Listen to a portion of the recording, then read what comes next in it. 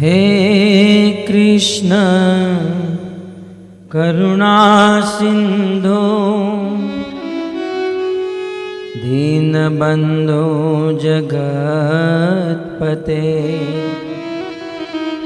गोपेश गोपिका कांत राधा कांत नमोस्तुते।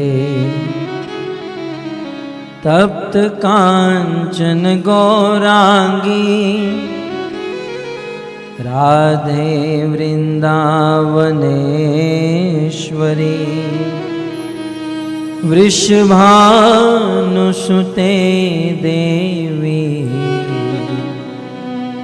प्रणमामि हरिप्रिये।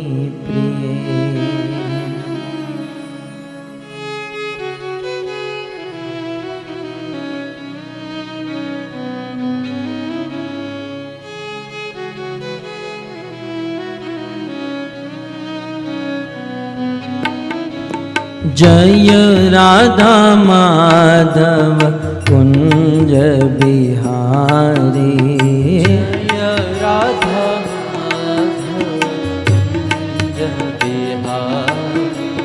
जय राधा माधव कुंज बिहारी। जय राधा माधव कुंज बिहारी। जय राधा माधव कुंज बिहारी।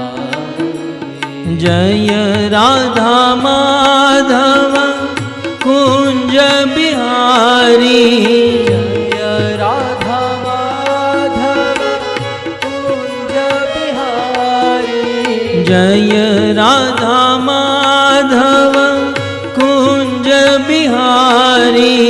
जय राधा माधव कुंज बिहारी।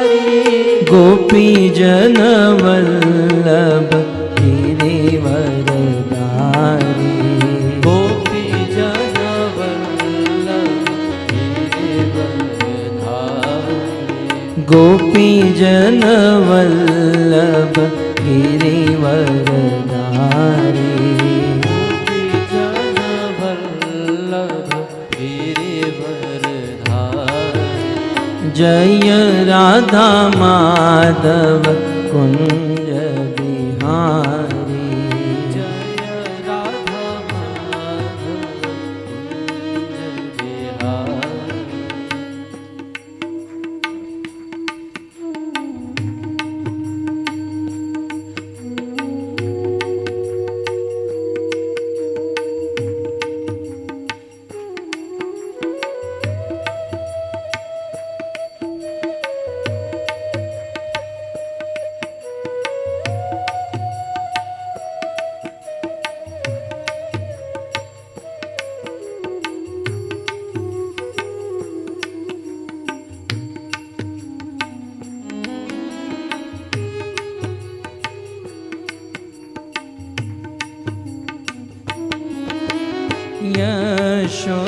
यशोदानंदन व्रज जन रंजन।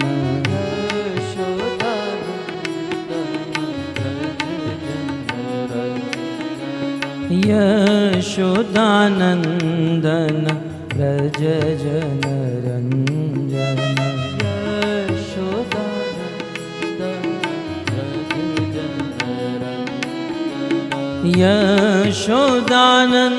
यशोदानंदन व्रज जन रंजन।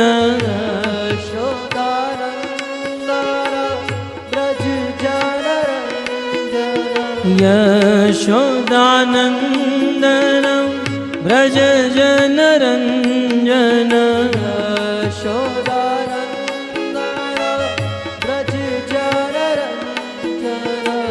यमुना तीर वनचारी। यमुना तीर वनचारी। यमुना तीर वनचारी।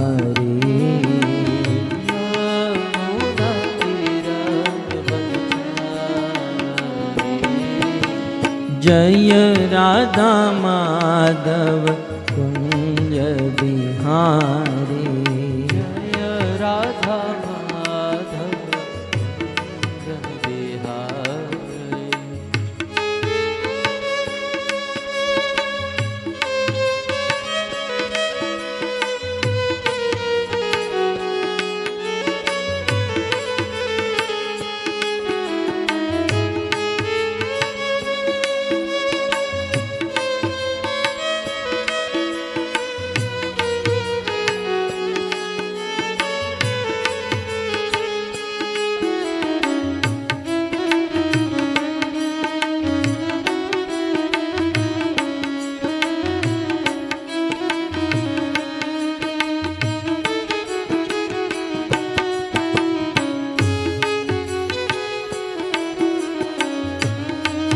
हरे कृष्णा हरे कृष्णा कृष्णा कृष्णा हरे हरे हरे राम हरे राम राम राम हरे हरे हरे कृष्णा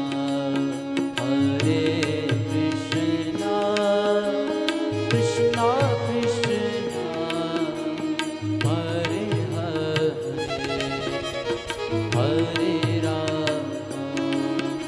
हरे राम राम राम हरे हरे।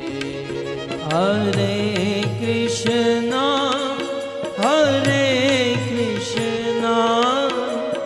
कृष्णा कृष्णा हरे हरे हरे राम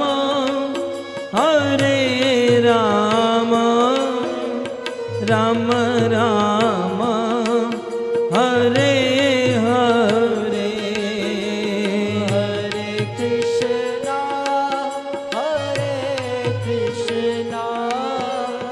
कृष्णा कृष्णा हरे हरे हरे राम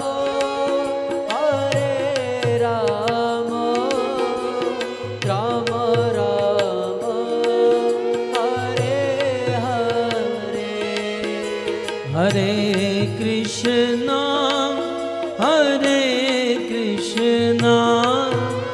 कृष्णा कृष्णा हरे हरे हरे राम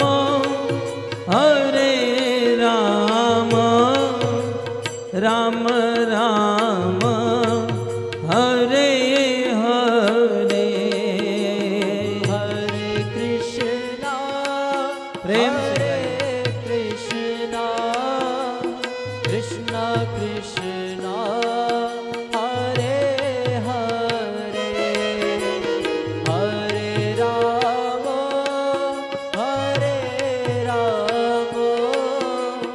राम राम हरे हरे। हाँ हरे कृष्णा कृष्णा कृष्णा हरे हरे हरे राम राम राम हरे हरे हरे कृष्णा कृष्णा कृष्णा हरे हरे हरे राम राम राम हरे हरे। हरे कृष्णा कृष्णा कृष्णा हरे हरे हरे राम राम राम हरे हरे हरे कृष्णा कृष्ण कृष्ण हरे हरे हरे राम राम राम हरे हरे हरे कृष्णा कृष्णा कृष्णा हरे हरे हरे राम राम राम हरे हरे हरे कृष्ण कृष्ण कृष्ण हरे हरे हरे राम राम राम हरे कृष्णा कृष्ण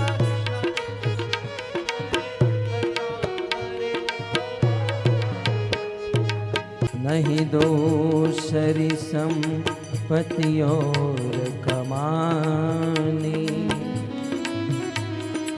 नाम महाधन है अपनो नहीं दूसरी संपत्ति और कमानी छोड़ यटारी यटा जग की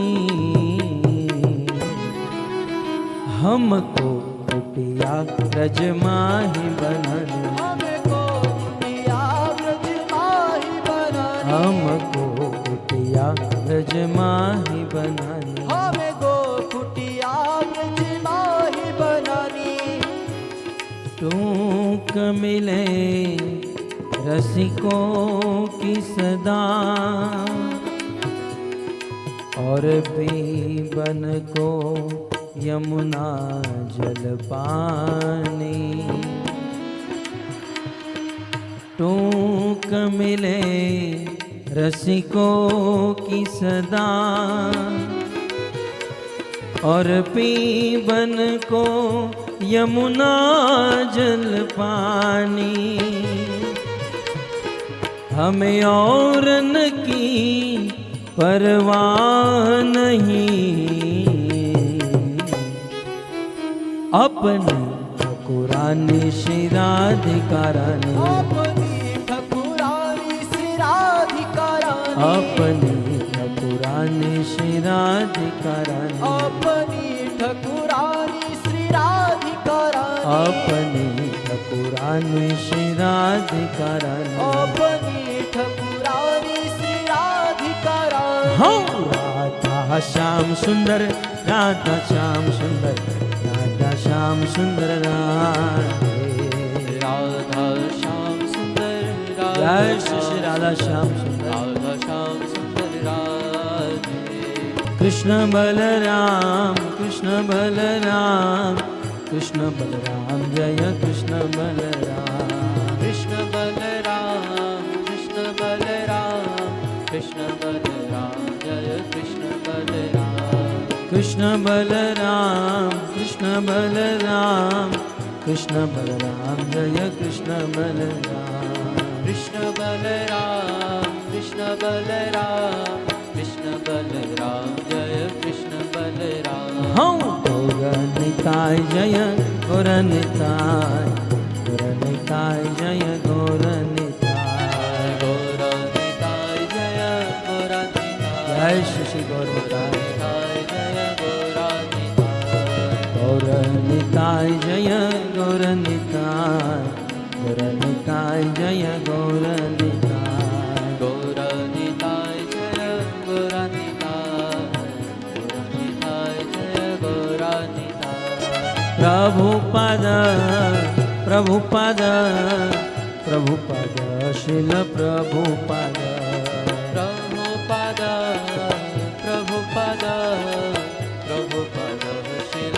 प्रभुपद जय प्रभुपद प्रभुपद प्रभुपद शिल प्रभुपद प्रभुपद प्रभुपद प्रभुपद शिल प्रभुपद जय जय प्रभुपाद प्रभुपाद प्रभुपाद प्रभुपाद जय प्रभुपाद प्रभुपाद प्रभुपाद प्रभुपाद निताय गौर हरि बोल हरि बोल हरि बोल हरि बोल निताय गौर हरि बोल हरि बोल हरि बोल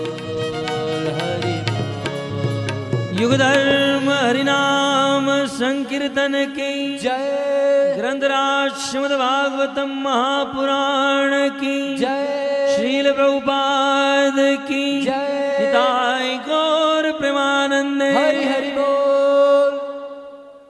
आराध्यो भगवान ब्रजेश तनय तद्धाम वृंदावन रम्या काचिदुपासना ब्रजबधो वर्गेण या कल्पिता श्रीमद्भागवतं प्रमाणममलम् प्रेमापुमर्तो महान् श्रीचैतन्यमहाप्रभो मतमिदम् तत्रादरो नः पर श्रीचैतन्यमहाप्रभो मतमिदम् तत्रादरो नः पर।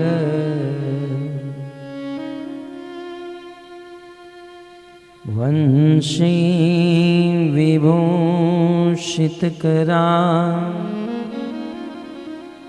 नवनीरदाभा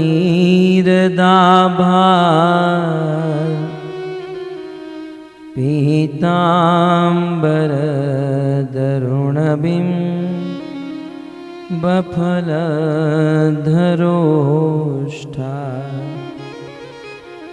पूर्णेन्दुसुन्दरमुखा अरविन्दनेत्रा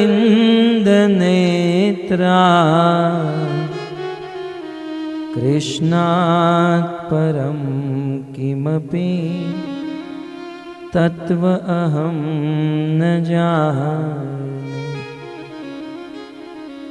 योऽन्तः प्रविश्य मम वाचमिमां प्रसुप्तां सञ्जीवयत्यखिलशक्तिधरस्वधाम्ना अन्यांशहस्तचरण श्रवणत्वगादि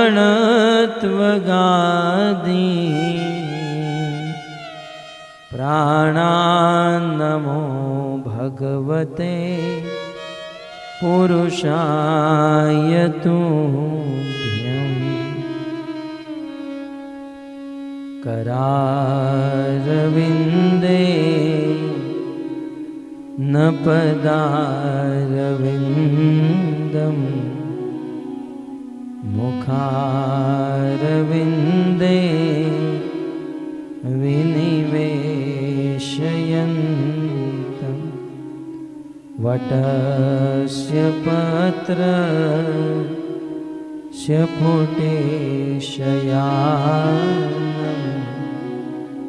बालं मुकुन्दं मनसा स्मरामि। श्रीकृष्ण गोविन्द हरे मुरारे हे नाथ नारायण वासुदेव। जिह्वे पिबत्स्वा मृतमेतदेव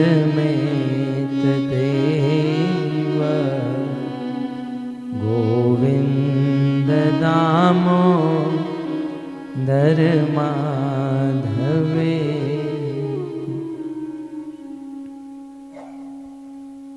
श्री कृष्णचंद्र भगवान की जय। श्रील प्रभुपाद की जय। आप सब भक्तों का श्रीमद् भागवत कथा के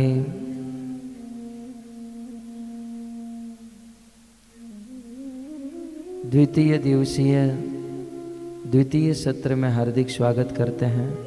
गत सत्र में महारानी कुंती के द्वारा भगवान श्री कृष्ण को बहुत सुंदर स्तुति की गई। स्तुति से भगवान श्री कृष्ण प्रसन्न हुए। देवी कुंती को कहा, आपको जो चाहिए वो मांगो।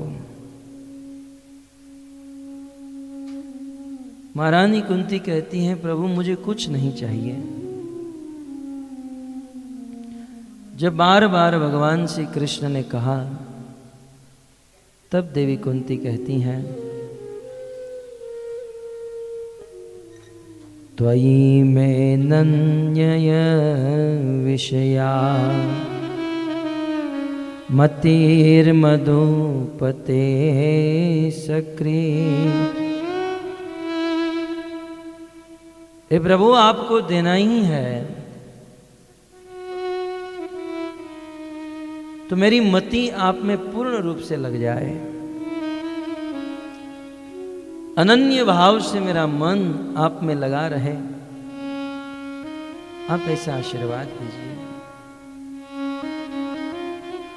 महारानी कुंती ने यहां तक कहा कि हे प्रभु, आप हमें छोड़कर मत जाइए, क्योंकि हम आज जो कुछ भी है आपकी बदौलत है।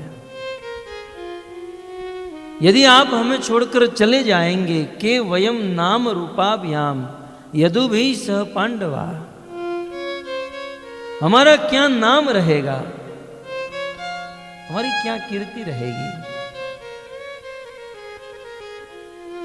भगवान ने कहा, माता यहां पर तो सब कुछ ठीक हो गया है, मुझे यहां पर रहने से क्या लाभ है, सब कुछ ठीक तो है। बोले कृष्ण, ये जो कुछ भी ठीक है, इमे जनपदा सवृद्धा, ये जनपद, ये राज्य, ये नदी, ये पर्वत, ये वन,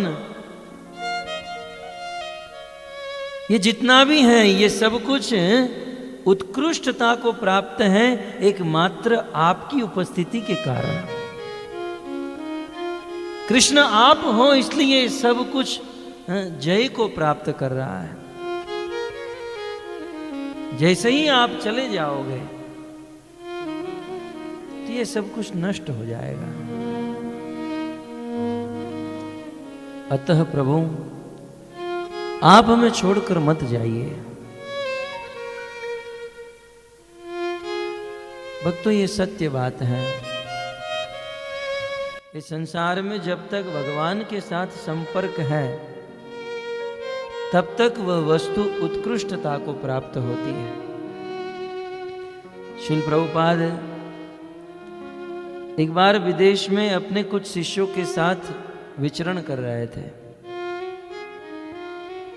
कोई सुंदर उद्यान में विचरण कर रहे थे। घास उगी हुई थी, हरी हरी घास थी, उनमें से कुछ घास सूख गई थी, पीले रंग की घास थी। प्रभुपाद ने अपनी छड़ी उठाकर अपने शिष्यों को कहा, बताओ ये हरी घास के बीच में ये पीली घास क्यों है? तो सभी शिष्यों ने अपनी अपनी बुद्धि के अनुसार उत्तर दिया।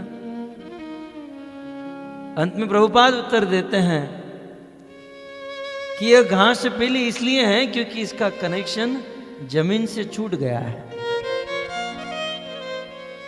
ये अन्य घास हरी हरी है इसलिए क्योंकि उनका कनेक्शन जमीन के साथ है, और इसका भूमि से कनेक्शन छूट गया है, इसलिए यह घास सूख गया है। श्री प्रभुपाद ने कहा, ठीक उसी प्रकार इस संसार में जिसका कनेक्शन भगवान कृष्ण के साथ है, वे सब लोग हरे भरे रहेंगे, सब कुछ हरा भरा रहेगा। और जिस दिन भगवान कृष्ण से कनेक्शन छूट गया, टूट गया, उस दिन उस पीली घास की तरह हम भी सूख जाएंगे। माता कुंती भी यही कहना चाहती हैं, कृष्ण आपके कारण यह सब हरा भरा है, यह सब कुछ शोभित हो रहा है। यदि आप चले जाओगे तो सब सूख जाएगा। देवी कुंती की यह स्तुति को सुनकर भगवान प्रसन्न हुए और भगवान ने देवी कुंती को आशीर्वाद भी दिया। और साथ ही साथ इतने प्रसन्न हुए जो कृष्ण हस्तिनापुर से द्वारिका जाने के लिए रथ पर बैठ चुके थे, बस रथ चलने ही वाला था, लेकिन देवी कुंती की स्तुति को सुनकर प्रसन्न होकर भगवान कृष्ण उस रथ से उतर गए और कह दिए, अब मैं द्वारिका नहीं जाऊंगा, अब मैं यहीं हस्तिनापुर में रुक जाऊंगा। कृष्ण रुक गए। यदि हम भी भगवान को अपने घर पर रुकाना चाहते हैं, बुलाना चाहते हैं, देवी कुंती की तरह बड़े भाव से, प्रेम से भगवान को प्रतिदिन स्तुति करनी चाहिए। कृष्ण हस्तिनापुर में रुके हुए हैं, परंतु हस्तिनापुर में रहते हुए कृष्ण ने देखा अब प्रकरण बदल रहा है। कृष्ण ने देखा कि युधिष्ठिर महाराज शोक में मग्न है। युधिष्ठिर महाराज बड़ा शोक कर रहे हैं। शोक का कारण युधिष्ठिर महाराज अपने मन में यह सोच रहे थे, कुरुक्षेत्र की भूमि में इतना बड़ा युद्ध हुआ, एकमात्र मेरे कारण हुआ। मेरे कारण इस युद्ध में अनेकों लोग मारे गए और इन सब को मारने का दोष मुझ पर है। युधिष्ठिर महाराज शोक कर रहे थे, रो रहे थे। इस संसार में जब कोई राजा युद्ध जीत जाता है या जब कोई नेता चुनाव जीत जाता है तो बहुत बड़ा फेस्टिवल मनाते हैं, उत्सव मनाते हैं, पटाखे फोड़ते हैं, तो खुशी के मारे पागल हो गया होगा। तो जब कोई चुनाव जीत जाता है तो उत्सव मनाते हैं, फेस्टिवल मनाते हैं। जहां उत्सव मनाना चाहिए, फेस्टिवल मनाना चाहिए, युधिष्ठिर महाराज को इतना बड़ा युद्ध जीत गए थे, वहां युधिष्ठिर महाराज रो रहे हैं, शोक कर रहे हैं। युधिष्ठिर महाराज का हृदय बड़ा कोमल है और उस कोमल हृदय के कारण शोक कर रहे हैं। उस समय युधिष्ठिर महाराज को अनेकों लोगों ने समझाया। व्यासादे नारदे, व्यास, धौम्य इत्यादि अनेक ऋषि मुनि युधिष्ठिर महाराज को समझाए, मनाए। मानो जितने भी ऋषि हस्तिनापुर में आते थे, भोजन कर करके युधिष्ठिर महाराज के पास बैठते थे, मनाते थे, महाराज आप शोक मत करो, तो ये ज्यादा रोने लगते थे। सब ऋषि मुनि मिलकर युधिष्ठिर महाराज को मनाए, नहीं मना पाए, हार गए सब लोग।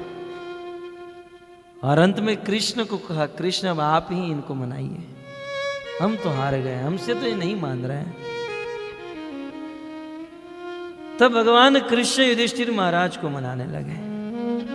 महाराज आप शोक त्याग दीजिए, आप चिंता न करें, आपको कोई दोष नहीं। युधिष्ठिर महाराज रोते हुए कहते थे, कृष्ण तुम छोटे हो, तुमको क्या ज्ञान है? उम्र में छोटे थे कृष्ण, बोले तुम नहीं जानते हो मैंने कितना बड़ा पाप किया है। भगवान श्री कृष्ण ने कहा, देखो महाराज, यदि कोई राजा अपने प्रजा के लिए युद्ध करता है और युद्ध में यदि कोई मारा भी गया, यदि वो यज्ञ कर लेता है तो सारे पापों से मुक्त हो जाता है। युधिष्ठिर महाराज कहते हैं, कृष्ण ये सब बात मुझे मत मनाओ, बताओ। बोले कर्म से कर्म को कभी काटा नहीं जा सकता है। यदि पाप करते हैं तो उसका भी फल है, पुण्य करते तो उसका भी फल है। पुण्य के द्वारा पाप को काटा नहीं जा सकता। कर्मणा कर्म निरहारो न हात्यंति किष्यते। पाप करना एक कर्म है, पुण्य करना भी एक कर्म है।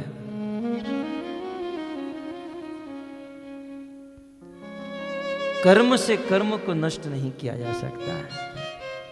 कई बार संसार में कुछ लोग सोचते हैं कि हमने बहुत पाप किया है, थोड़ा पुण्य कर देते हैं, पाप हमारा धुल जाएगा, परंतु ऐसा नहीं है।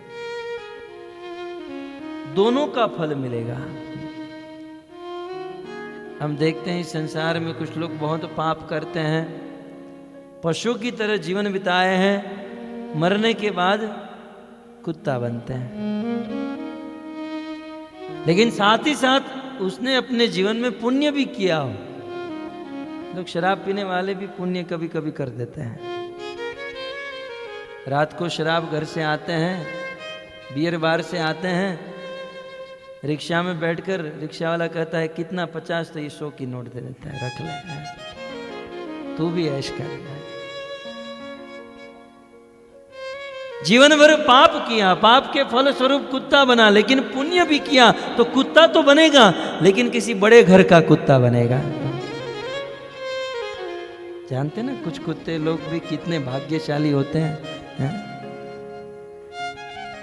आज के मनुष्य को जितनी फैसिलिटी नहीं उतने कुत्तों को मिलती है।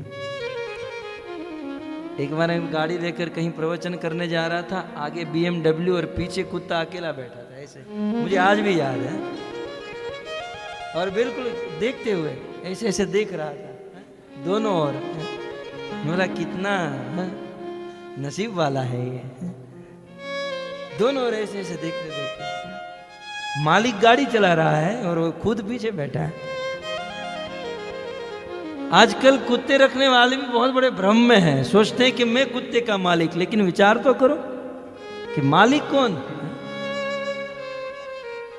जब कोई राजा चलता है तो राजा आगे चलता है, प्रजा पीछे चलती है, वे मंत्री संतरी सब पीछे चलते हैं। ये कुत्ते वाले जब रास्ते में निकलते हैं तो आगे कौन चलता है? कुत्ता आगे चलता है, ये पीछे। कुत्ता जहां जाना चाहते इसको लेकर जाना होता है। पाप का भी फल भुगतना होगा, पुण्य का भी भुगतना होगा। कृष्ण ने कहा महाराज आप चिंता मत करो, प्रजा के लिए आपने युद्ध किया है, अपने लिए कहां किया है। युधिष्ठिर महाराज ने कहा मैंने प्रजा के लिए नहीं, मैंने अपने लिए युद्ध किया है, इसलिए मुझे दोष लगेगा, मुझे बहुत पाप लगेगा। मैंने बंधुओं को मारा, अनेक संतानों को अनाथ कर दिया, अनेक स्त्रियों को विधवा कर दिया। मेरे कारण अनेक संतान अनाथ हो गए, स्त्रियां विधवा हो गई, और निश्चित मुझे यह पाप नरक में जाकर भुगतना होगा। कृष्ण ने भी बहुत मनाया, लेकिन युधिष्ठिर महाराज कृष्ण से भी नहीं माने हैं। अब मन में प्रश्न होना स्वाभाविक है, कृष्ण जिसको मनाने बैठे हो और वह आदमी न माने, ये कभी हो नहीं सकता है। बड़े बड़े लोगों को चकमा दे देते हैं, बड़े बड़े लोगों को मना देते हैं, फिर चाहे देवता हो। अर्जुन को ही ले लीजिए, क्या कह रहा था, युद्ध नहीं करूंगा। गुरुन अथवा ही महानुभावन क्षेम भोक्तुम भैक्ष्मी अपि अलोके हतवार्थ कामास्तु गुरु निहैव भुंजीय भोगान धीर प्रतिदान। यहां तक कह दिया जीवन भर तक हाथ में कटोरा लेकर भीख मांगूंगा, लेकिन युद्ध तो नहीं करूंगा। बिल्कुल। अब 45 मिनट में क्या पाठ पढ़ा दिया। युद्ध करना, टोटल युद्ध करना नहीं चाहता था, बैठ गया, बोले युद्ध तो नहीं करूंगा। 45 मिनट का प्रवचन, गांडीव धनुष बाण हाथ में ले लिया। बताओ कृष्ण पहले किसको उड़ाना है? बताइए क्या प्रवचन किया होगा। चाहे देवता हो चाहे असुर हो। भस्मासुर की कथा जानते ना? एक बार इस असुर ने बहुत बड़ी शिव जी के लिए तपस्या की। शिव जी प्रसन्न हो गए, उनके सामने प्रकट हो गए। शिव जी ने कहा क्या चाहिए? बोले महाराज अमर बना दो। शिव जी ने कहा अमर तो नहीं बना सकता हूं, दे दो जिसके मस्तक पर अपना हाथ रख दूं वो जलकर भस्म हो जाए। शिव जी ने कहा तथास्तु। शिव जी से वरदान प्राप्त कर लिया, इसका दिमाग बिगड़ा। यही तो स्थिति है ना देवी देवताओं के भक्तों की। कृष्ण की जब कोई भक्ति करता है तो भगवान पहले उसका दिमाग ठीक करते हैं और फिर सब कुछ देते हैं। और देवी देवता यह नहीं देखते हैं, अपने उपासकों को दे तो दे देते हैं, लेकिन देते समय ये नहीं देखते हैं कि इस चीज का ये क्या करेगा। हिरण्याकश्यप ने ब्रह्मा जी के लिए तपस्या की, दे दिया वरदान, लेकिन तपस्या वरदान प्राप्त करके कितना बड़ा आतंकवादी बन गया है हिरण्याकश्यप। वरदान नहीं मिला था तब तक तो थोड़ा बहुत ठीक भी था, लेकिन वरदान प्राप्त करने के बाद वो कितना उत्पात मचाया। देवतागण ये नहीं देखते हैं कि हमारे उपासकों को तो मैं कुछ दूंगा तो इसका इस्तेमाल कैसे करेंगे। इसलिए जब भी कुछ मांगना हो तो भगवान कृष्ण से मांगना चाहिए। कृष्ण सारी इच्छा पूर्ण करते हैं, हृदय को शुद्ध कर देते हैं। ध्रुव महाराज हृदय में इच्छा थी, कामना थी, मुझे बहुत बड़ा राज्य मिले, और इस कामना से भगवान विष्णु की शरण में गए, तपस्या करने लगे। और तपस्या करके जब भगवान प्रकट हुए, कहा ध्रुव मांगो क्या चाहिए? बोले अब तो कुछ इच्छा ही नहीं रही है। ठीक हो गया दिमाग है? बोले नहीं कुछ तो मांगो। बोले आया था तो कुछ मांगने के लिए, लेकिन स्वामी कृतार्थस्मि वरम न याञ्चे, मैं तो आपको देखकर कृतार्थ हो गया स्वामी। क्वाचन विचिन्वन अपि दिव्य रत्नम, घर से निकला था टूटे हुए शीशे के टुकड़े की खोज में, लेकिन आपका दर्शन, आपकी भक्ति, मुझे हीरा मिल गया। अब जिसके पास हीरा होता है वह कांच का टुकड़ा कैसे मांग सकता है महाराज?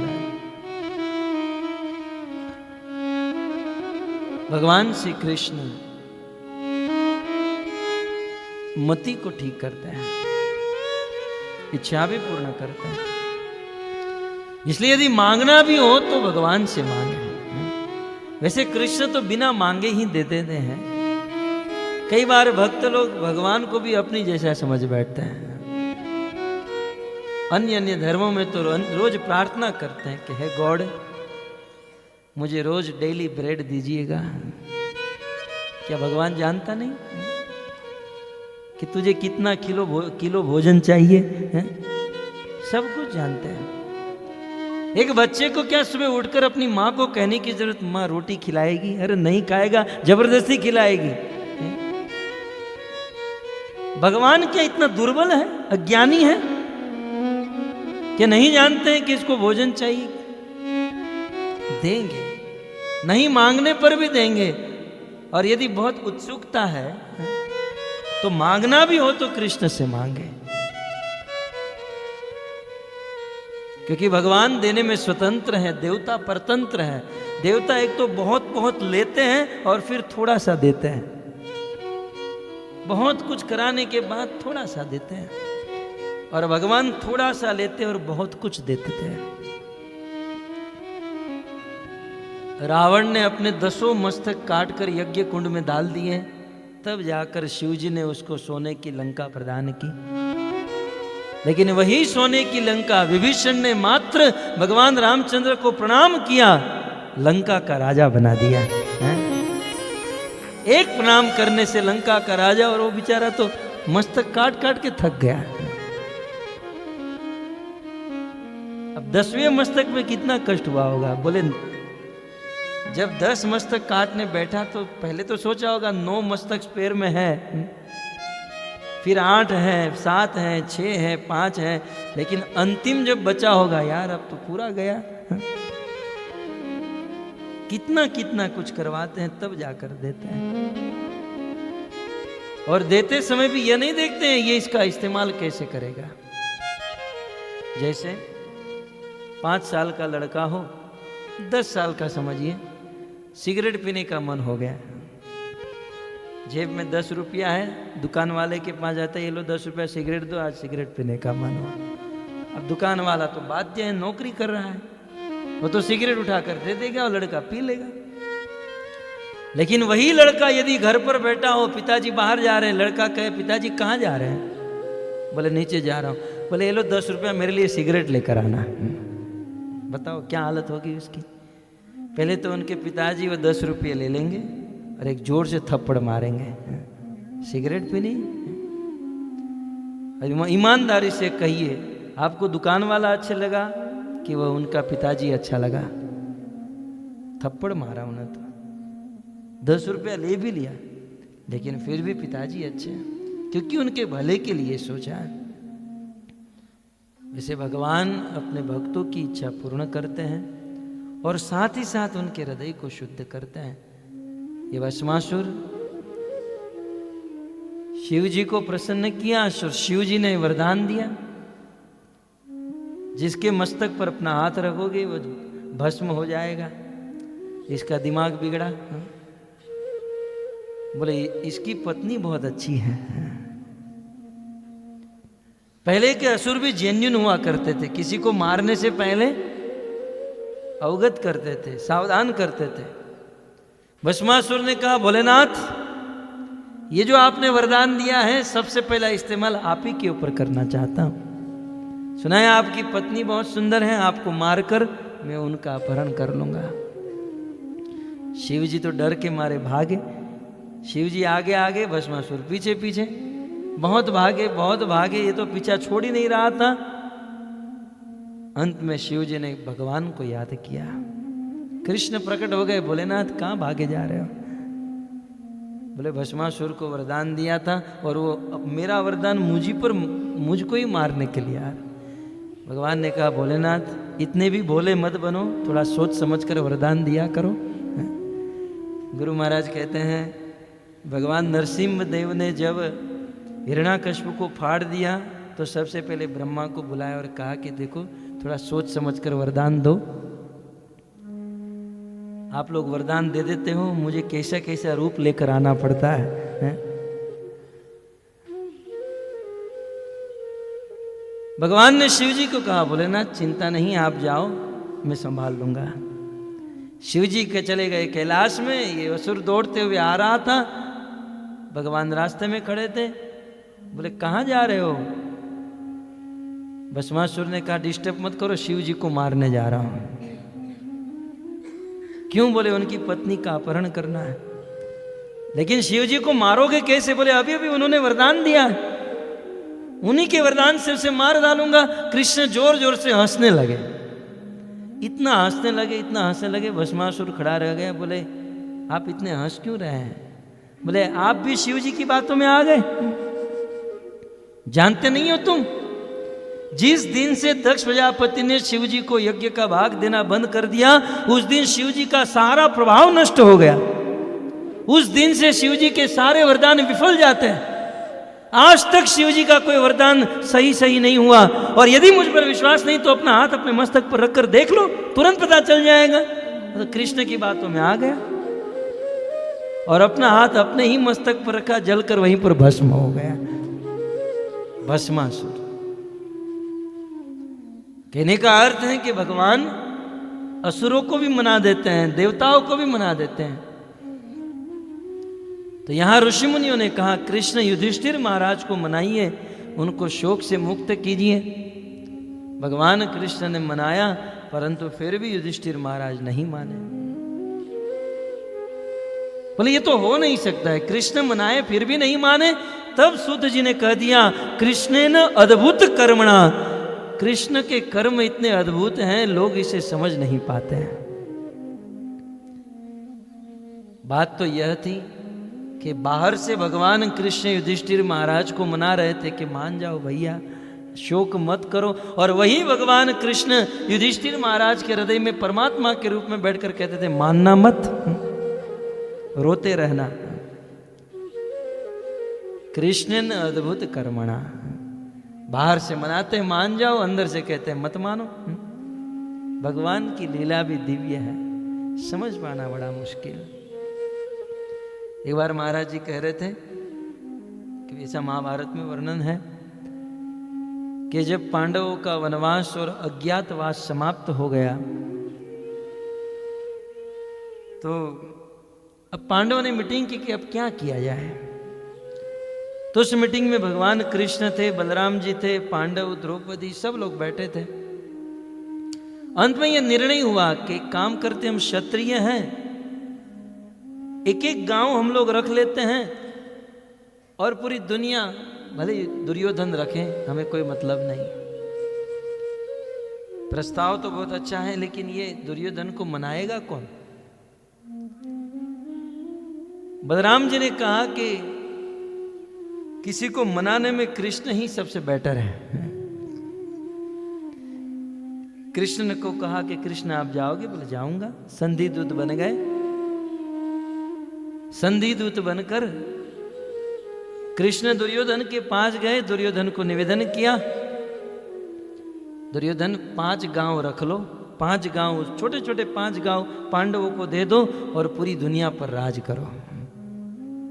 बहुत सुंदर स्कीम लेकर आया हूं, अच्छा प्रस्ताव लेकर आया हूं। आप सब जानते हैं दुर्योधन ने कहा सोई की नोक रखने के बराबर भूमि में नहीं दूंगा। यदि पांडवों को राज्य चाहिए तो युद्ध करके मेरे से प्राप्त करें। लेकिन उस समय एक श्लोक महाभारत में है, दुर्योधन ने कहा कि कृष्ण आप जो प्रस्ताव लेकर आए हो प्रस्ताव तो बहुत बढ़िया है, और आप विचार कीजिए आज का सबसे बड़ा पागल और मूर्ख आदमी भी होगा, उनको कहा जाएगा 5 गांव दे दो, पूरी दुनिया पर राज करो, कौन नहीं करेगा? है? ऐसा प्रस्ताव कौन स्वीकार नहीं करेगा? दुर्योधन ने कहा कृष्ण आप जो प्रस्ताव लेकर आए हो बहुत सुंदर है, और मुझे ऐसा लगता है कि आपके इस प्रस्ताव को स्वीकार कर लेना चाहिए, लेकिन अंदर कोई बैठा है जो ना कह रहा है, वो तेरा बाप कृष्ण बैठा है, वो खुद ना बोल रहा है। अंदर कोई बैठा है, अंदर कृष्ण परमात्मा के रूप में बैठा है, वही ना कह रहा है। अब कृष्ण बाहर से कहते हैं कि इस प्रस्ताव को स्वीकार करो, और वही अंदर से कहते हैं मानना मत, स्वीकार मत करना। क्योंकि कृष्ण की इच्छा थी कि युद्ध हो, क्योंकि जब तक युद्ध नहीं होगा तब तक दुष्टों का विनाश नहीं होगा।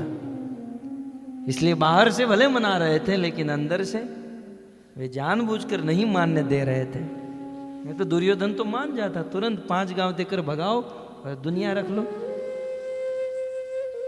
ठीक उसी प्रकार यहां भगवान कृष्ण युधिष्ठिर महाराज को मना रहे हैं कि आप अपना शोक त्याग दो। बाहर से मना रहे हैं लेकिन अंदर से मानना मत। बिल्कुल शोक में रख चुके हैं। वहां तो कृष्ण का कारण था युद्ध कराना, यहां पर युधिष्ठिर महाराज को शोक से मुक्त नहीं करने का कारण क्या? भगवान श्री कृष्ण की इच्छा थी कि मैंने बहुत बहुत उपदेश दिए, भगवत गीता में बार बार कहा अहम सर्वस्य प्रभो, मैं ही भगवान, मैं ही ईश्वर हूं, और बहुत बार ऐसा कहूंगा तो लोग क्या सोचेंगे कि ये अपनी ही बड़ाई कर रहा है। इस संसार का कोई महापुरुष, कोई श्रेष्ठ व्यक्ति यदि इस बात को कहे, यदि यह ज्ञान दे, तो जगत के लोग, ये मानव समुदाय इस बात को स्वीकार करेंगे। और उस समय महापुरुष थे पितामह भीष्म।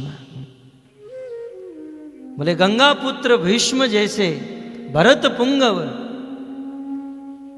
अखंड ब्रह्मचर्य व्रत का पालन जिसने किया है, इच्छा मृत्यु का वरदान जिसको प्राप्त हुआ है, ऐसे पितामह भीष्म यदि ज्ञान प्रदान करे, पितामह भीष्म यदि कहे, तो लोग उनकी बात को स्वीकार करेंगे। कृष्ण चाहते थे पितामह भीष्म के मुख से प्रवचन हो,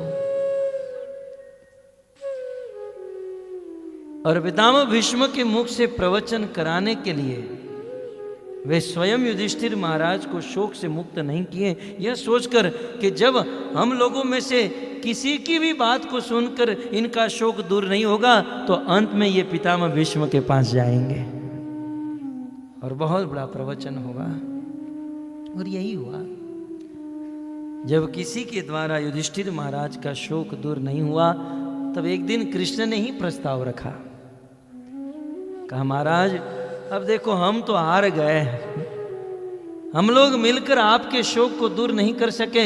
अब आपके शोक को दूर करने वाला इस भूमि पर एक ही व्यक्ति है, और वो है गंगा पुत्र भीष्म। और पितामह भीष्म बहुत जल्द अस्त होने वाले हैं। कुरुवंश का यह सूर्य अस्त हो जाए उनके पहले आप पितामह भीष्म के पास जाओ और ज्ञान ग्रहण करो। कृष्ण का प्रस्ताव अच्छा लगा। युधिष्ठिर महाराज तैयार हो गए, हम जाएंगे, पितामह भीष्म के मुख से ज्ञान ग्रहण करेंगे। इति भीत प्रजा दोहात सर्वधर्म विवत्सया। प्रजा के द्रोह से भयभीत होकर और सभी प्रकार के धर्मों के बारे में ज्ञान ग्रहण करने की इच्छा से युधिष्ठिर महाराज ततो विनशनम प्रागात यत्र देव व्रतो पतत, कुरुक्षेत्र की भूमि पर जाने के लिए निकल पड़े। बोले कुरुक्षेत्र तो बहुत बड़ा है। कुरुक्षेत्र में कहा यत्र देवव्रत पतत, जहां देवव्रत पितामह भीष्म पतित हुए थे, शरशैया पर सोए हुए हैं, वहां जाने के लिए निकल पड़े। तुरंत दूसरे ही श्लोक में सुत जी ने कह दिया तदा ते भ्रातर सर्वे सदस्वे स्वर्ण भूषिते। बोले जैसे युधिष्ठिर महाराज ने इस प्रस्ताव को स्वीकार किया कि हम पितामह भीष्म से ज्ञान ग्रहण करेंगे, तुरंत अन्य भाइयों ने भी कह दिया हम भी साथ चलेंगे। कितनी एकता है भाइयों के बीच में। एक ने कहा हम कथा सुनेंगे, तो अन्य 4 भाई ने कहा हम भी सुनेंगे। और आज एक भाई यदि भक्तों के संग में आकर भजन करने लगा और मंदिर जाना चाहता है तो 3 ना कहते हैं, नहीं जाना है। संसार में एकता नहीं है। इन भाइयों के बीच में बहुत एकता थी। युधिष्ठिर महाराज ने कहा भगवत कथा सुनेंगे तो सुनेंगे। सब लोग तैयार हो गए और सदस्व बहुत सुंदर घोड़े और रथ पर सवार होकर स्वर्णभूषित स्वर्णमयी रथ पर सवार होकर निकल पड़े हैं। युधिष्ठिर महाराज पितामह भीष्म के मुख से ज्ञान ग्रहण करना चाहते हैं। यह बात वायु वेग से तीनों लोक में पता चल गई और सब लोग पितामह भीष्म के मुख से उपदेश सुनने के लिए अपने अपने शिष्य को साथ में लेकर वशिष्ठ, धौम्य, विश्वामित्र, गौतम, अत्रि, सुखदेव, कश्यप, अंगिरा, बृहस्पति, बड़े बड़े ऋषि मुनि सहशिष्यात अपने समस्त शिष्यों को साथ लेकर उस कुरुक्षेत्र की भूमि में पितामह भीष्म के मुख से उपदेश सुनने के लिए निकल पड़े। क्योंकि भक्तों पितामह भीष्म कोई साधारण व्यक्ति नहीं, महाभागवत भगवान कृष्ण के परम भक्त हैं। यमराज जी ने 12 महाजन का नाम लिया, उनमें से एक पितामह भीष्म। स्वयंभू, नारद, शंभु, कुमार, कपिलो, मनु, प्रहलाद, जनक, भीष्म, बलि, वैया, सकिर, वयम। पितामह भीष्म महाभागवत है, भगवान के परम भक्त है। भक्तों के मन में एक प्रश्न हो सकता है कि यदि पितामह भीष्म महाभागवत हैं, कृष्ण के भक्त हैं, तो फिर दुर्योधन का पक्ष क्यों लिया? यदि महाभागवत होते, भक्त होते, तो अर्जुन के पक्ष में रहते, धर्म के पक्ष में रहते। पितामह भीष्म ने अधर्म का पक्ष क्यों लिया? विश्वनाथ चक्रवर्ती ठाकुर भगवत गीता में कहते हैं पितामह भीष्म ने दुर्योधन का, अधर्म का पक्ष लिया, यह भी उनकी भक्ति का ही प्रतीक है। क्योंकि भगवान श्री कृष्ण की इच्छा थी दुष्टों का विनाश हो, और दुष्टों का विनाश करने के लिए ये महाभारत का युद्ध होना चाहिए। कृष्ण की इच्छा थी कि ये युद्ध हो।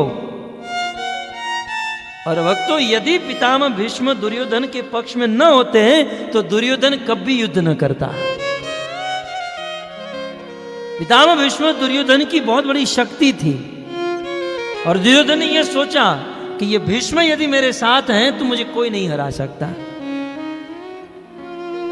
दुर्योधन युद्ध करे, युद्ध में भाग ले, इसलिए इतना बड़ा कलंक स्वीकार करके भी पितामह भीष्म दुर्योधन के पक्ष में रहे, क्योंकि इनके पक्ष में नहीं रहूंगा, युद्ध नहीं होगा और भगवान की इच्छा अधूरी रह जाएगी। भगवान की इच्छा को पूर्ण करने के लिए पितामह भीष्म अधर्म के पक्ष में रहे, ताकि दुर्योधन का उत्साह बढ़े युद्ध करने के। महाभागवत भगवान की इच्छा को पूर्ण करने के लिए इतना बड़ा कलंक स्वीकार कर लिया, शरशैया पर सो गए। ऐसे पितामह भीष्म के पास संसार के छोटे बड़े समस्त ऋषि मुनि पहुंच चुके हैं। जब तक ये पांडवगण पितामह भीष्म के पास पहुंचे तब तक तो वहां ऋषि मुनि की जमात लग गई थी, साधु संतों का मेला लग गया था।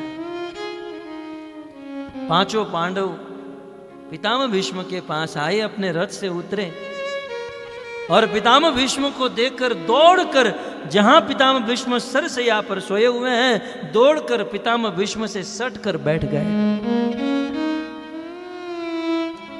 अपने पितामह को देखकर, पितामह की इस स्थिति को देखकर पांडवों की आंखों में आंसू आ गया और युधिष्ठिर महाराज शोक में है, बहुत दुखी है, चिंतित। यह देखकर आज पितामह भीष्म की आंख भी अश्रुओं से भर गई। भरत पुंगव, भारत भूमि का यह वीर, आज तक इनकी आंखों में अश्रु नहीं आया था, लेकिन पांडवों में युधिष्ठिर महाराज की यह स्थिति को देखकर, उनको दुखी देखकर आज पितामह भीष्म की आंखें अश्रुओं से भर गई। पितामह भीष्म के मुख से निकल गया, अहो कष्टम अहो न्यायम यत यूयम धर्मनंदना जीवितम नारहतम क्लिष्ट विप्र धर्म अच्युत आश्रया। बहुत बड़े कष्ट की बात है, ये बहुत बड़ा अन्याय है। आपके साथ बहुत बुरा हुआ, आप लोगों के जीवन में दुख आए, ये बहुत बड़े कष्ट की बात है, अन्याय की बात है। इस संसार में उस व्यक्ति के जीवन में कभी कष्ट नहीं आता जो विप्र ब्राह्मण का, धर्म का और भगवान अच्युत कृष्ण का आश्रय लेते हैं। उनके जीवन में कभी दुख आ नहीं सकता है। बेटा युधिष्ठिर, आपने ब्राह्मणों का आश्रय लिया, धर्म का आश्रय लिया, भगवान का आश्रय लिया, फिर भी आपके जीवन में दुख, कष्ट की बात है, ये बहुत बड़े अन्याय की बात है।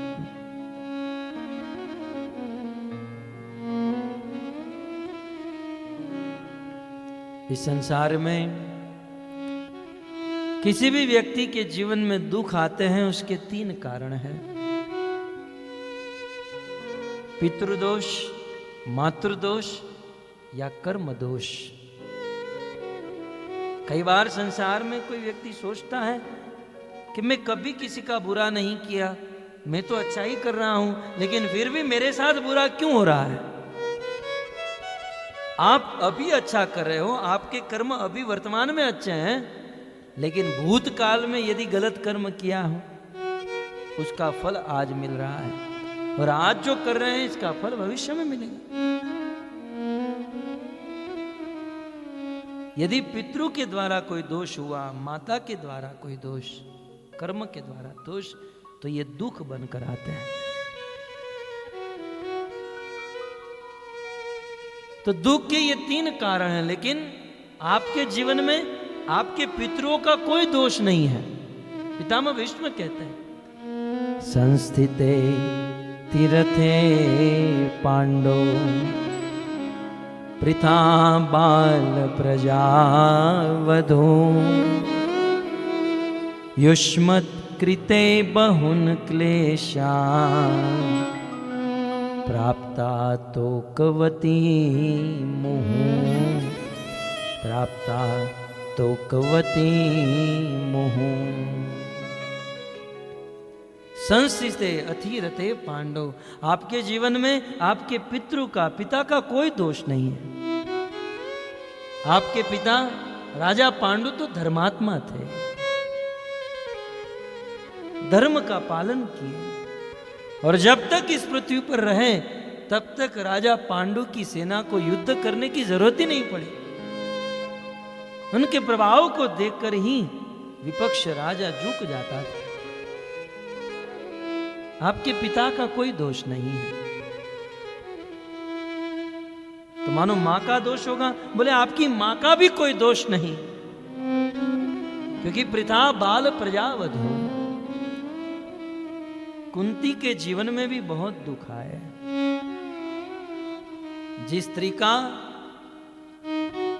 ससुराल में कुल में आदर होना चाहिए, बार बार उस कुंती का अनादर हुआ, उनको दुखी किया गया। यद्यपि कुंती सती नारी है, भगवान की परम भक्ता है, फिर भी उनके जीवन में दुख। पितामह भीष्म अप्रत्यक्ष रूप से कह रहे हैं कि जब कोई बहू ससुराल में आती हैं तो उनका आदर करना चाहिए। कुरुवंश इस बहू का आदर नहीं कर पाया और इसीलिए कुरुवंश का विनाश हो गया। सत्य बात है भक्तों, जिस समाज में स्त्री का आदर न हो रहा हो, किसी बहू बेटी का आदर न हो रहा हो, उस समाज का पतन निश्चित है, निश्चित है। इसलिए घर पर आई हुई, ये लौकिक शिक्षा है, घर पर आई हुई बहू का आदर करना चाहिए। कई बार माता पिता सोचते हैं हमारी बेटी ससुराल में जाएगी, राज करेगी, सब कुछ अच्छा होगा, भोजन रहना खाना पीना, हमारी बेटी राज करे, और दूसरे की बेटी हमारे घर पर आई है तो उसे बिना पैसे वाली नौकरानी समझते हैं। तो नौकरानी आ गई बिना पैसे वाली। आदर होना चाहिए, स्त्री का आदर होना चाहिए। स्त्री का आदर नहीं हुआ, यदि स्त्री को प्रोटेक्शन नहीं मिला, तो भगवत गीता के प्रारंभ में ही अर्जुन ने कहा ना, स्त्रीषु दृष्टासु वार्ष्णेय जायते वर्ण संकर अधर्म अभिभवात कृष्ण प्रदुष्यंती कुलस्त्रिय। जब किसी कुल में अधर्म को प्रवेश करना होता है तो अधर्म का पहला वार उस कुल की स्त्री के ऊपर होता है, स्त्री को दूषित कर देता है। स्त्री का आदर, स्त्री का ध्यान, स्त्री को प्रोटेक्शन होना चाहिए कुल में, समाज में। तो जहां कुंती का आदर करना चाहिए था, वहां अपमान किया है। बेटा, तुम्हारे जीवन में न तो पितृदोष है न मातृदोष है। तब युधिष्ठिर महाराज रोते हुए कहने लगे, पितामह ये मेरा कर्म का दोष है, ये मेरा अपना दोष है, ये मेरे ही कर्म का दोष है कि मेरे जीवन में ये दुख आया। तब पितामह भीष्म कहते हैं, नहीं नहीं युधिष्ठिर बेटा, ये तुम्हारा भी दोष नहीं है। यदि तुम्हारे कर्म का दोष होता, यदि तुम्हारा दोष होता, तो भगवान कृष्ण तुम्हारे पक्ष में कभी न रहते। आज कृष्ण तुम्हारे साथ हैं, इसका अर्थ है कि तुम्हारा कोई दोष नहीं है, तुम्हारा भी कोई दोष नहीं है। तब युधिष्ठिर महाराज कहने लगे, तो दोष किसका है? तो फिर हमारे जीवन में दुख क्यों आए? ये हमारे जीवन के दुख का कारण क्या है? प्राय संसार में भक्तगण कि मन में ये प्रश्न होता है, हम भक्ति करते हैं, भजन करते हैं, और भजन करने वाला सभी पापों से मुक्त हो जाता है। जब पाप ही नहीं रहे तो दुख काहे का? भजन करने वाले के जीवन में दुख क्यों आता है? और हम देखते हैं भजन नहीं करता है वो तो ऐश आराम, और भजन करने वाला तो और टेंशन में होता है। कई बार ऐसा देखा जाता है भक्ति करने वाले के जीवन में ज्यादा दुख आता है, ज्यादा दुख देखे गए। ऐसा क्यों? यहां पर इसी प्रश्न के ऊपर चर्चा हो रही है। पांडवगण भगवान कृष्ण के भक्त थे, सेवक थे, फिर भी उनके जीवन में दुख आया। इस संसार में भी कुछ लोग भगवान की बहुत भक्ति करते हैं, फिर भी दुख आते हैं। आखिर कारण क्या है? पितामह भीष्म को पूछा गया, तब पितामह भीष्म उत्तर देते हैं, भक्तों के जीवन में दुख आते हैं, इसका कारण क्या है? सर्वकाल कृतं मन्ये भवतां च यद प्रियं सपालो यद वशे लोको वायुर इव घनावली, वायुर इव घनावली। बेटा, आपके जीवन में कभी दुख आ नहीं सकता है, क्योंकि यत्र धर्म सुतो राजा गदा पाणी वृकोदर कृष्णोस्त्री गांडीवम चापम सुहत कृष्ण ततो विपत। जहां साक्षात धर्म नंदन धर्म का पुत्र युधिष्ठिर खड़ा हो, जहां गदा पाणी वृकोदर, जहां सर्वश्रेष्ठ गदाधारी भीम खड़ा हो, जिस पक्ष में सर्वश्रेष्ठ धनुर्धर गांडीवधारी अर्जुन हो, और जिस पक्ष की रक्षा करने के लिए साक्षात भगवान कृष्ण उपस्थित हो, उस पक्ष में उन लोगों को कभी दुख आ सकता है? कभी नहीं आ सकता। फिर भी आप लोगों के जीवन में दुख आया। इस दुख का कारण यदि आप मुझे पूछो तो इसका एक ही कारण है, और वो है भगवान श्री कृष्ण की इच्छा। सर्वे काल कृतं मन्ये, ये काल ही सब कुछ करा रहा है। और ये काल क्या है? ये काल कृष्ण की इच्छा है। कृष्ण इच्छा ही काल है। जब पितामह भीष्म ये बोलने लगे कृष्ण की इच्छा से आपके जीवन में दुख आए, युधिष्ठिर महाराज तो अवाक रह गए। बोले हो नहीं सकता, कृष्ण तो हमारे पक्ष में, कृष्ण की इच्छा से हमारे जीवन में दुख आए, हमारे पक्ष में है, और हमको आज तक नहीं पता चला, हम आज तक नहीं जान पाए। पितामह भीष्म कहते हैं आप नहीं, दुनिया का कोई इसको नहीं जान पाया है? इसकी इच्छा को, इसकी लीला को आज तक कोई नहीं जान पाया है? कृष्ण की इच्छा से दुख आता है। जब कोई व्यक्ति भजन करता है तो भजन करने से पाप करने की वासना, पाप का बीज, प्रारब्ध सब नष्ट हो जाता है। फिर भी भक्तों के जीवन में दुख जब आते हैं तो भगवान स्पेशल दुख देते हैं। भगवान स्वयं अपने भक्त को दुख देते हैं। प्रश्न होगा, भगवान अपने भक्तों को दुख क्यों देते हैं? भगवान की इच्छा है कि जो मेरे